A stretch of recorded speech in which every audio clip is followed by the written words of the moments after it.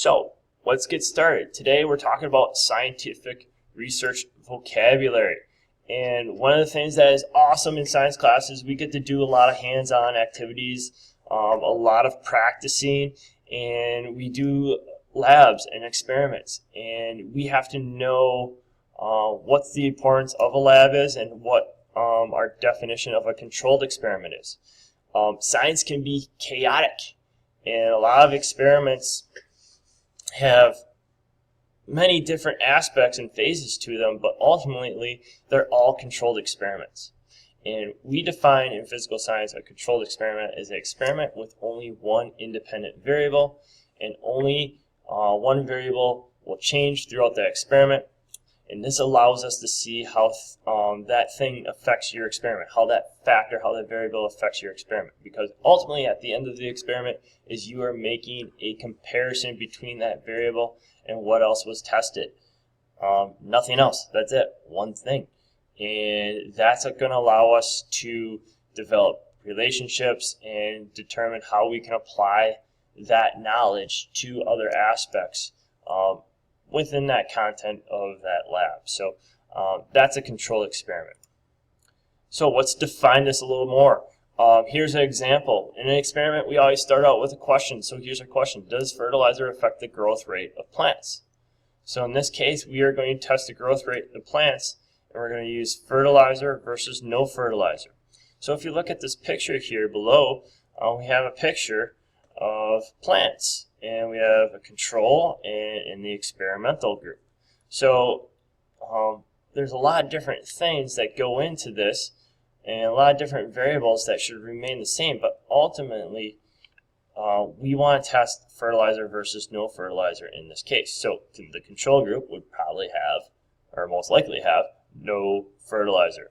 The experimental group would probably be giving a dose of fertilizer, and we want to keep as many things and many variables the same throughout this experiment. So we're only testing fertilizer versus no fertilizer. I'm going to talk about these variables that stay the same a little bit later on in this lecture.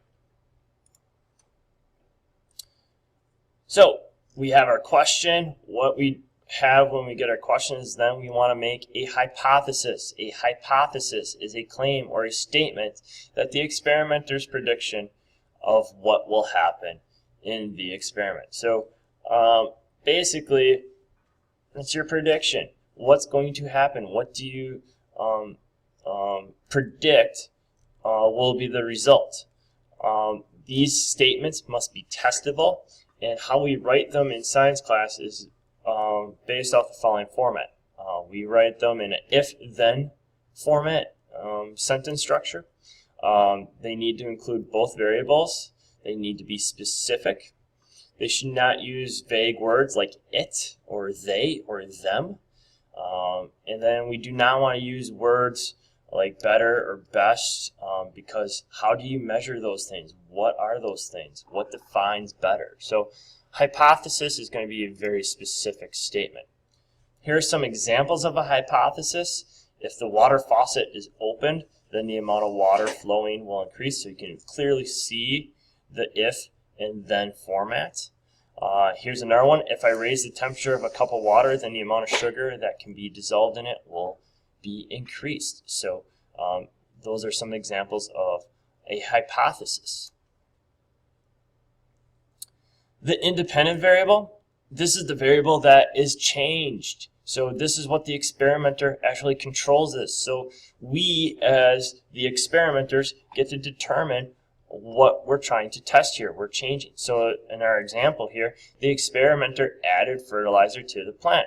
The fertilizer in this case would be the independent variable because we controlled it. We changed one plant, added fertilizer to one, and then the second one we just left alone as our control.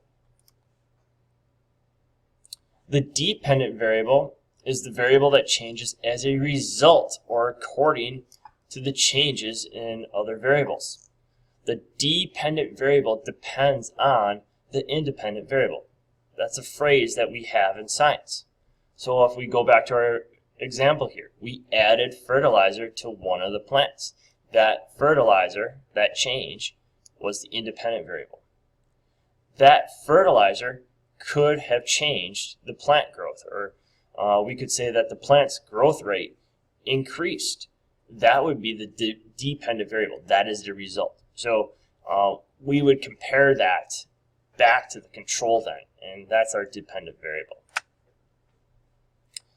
A constant, again, we only want to test one variable, okay? We're testing fertilizer versus no fertilizer and seeing its effect on growth rate. Well, we have to keep everything else the same, and these are called constants. So a constant is a factor or variable that does not change throughout the experiment, but necessarily doesn't have the effect on growth rate. So we don't want these variables to affect the growth rate because we're only looking at fertilizer. So we keep them the same, therefore they're constant. So here are examples of those down there. The control group, this would be the standard by which test results can be compared back to, the basis of comparison. So example, we would take the plants that were not fertilized, that would be the control group, and we would compare them to the growth of the plants that were fertilized. So the control group would be no fertilizer in this case. So that's about it for experimental research. If you have any questions, please let me know, and good luck on the quiz. Don't forget to do your homework. Thanks.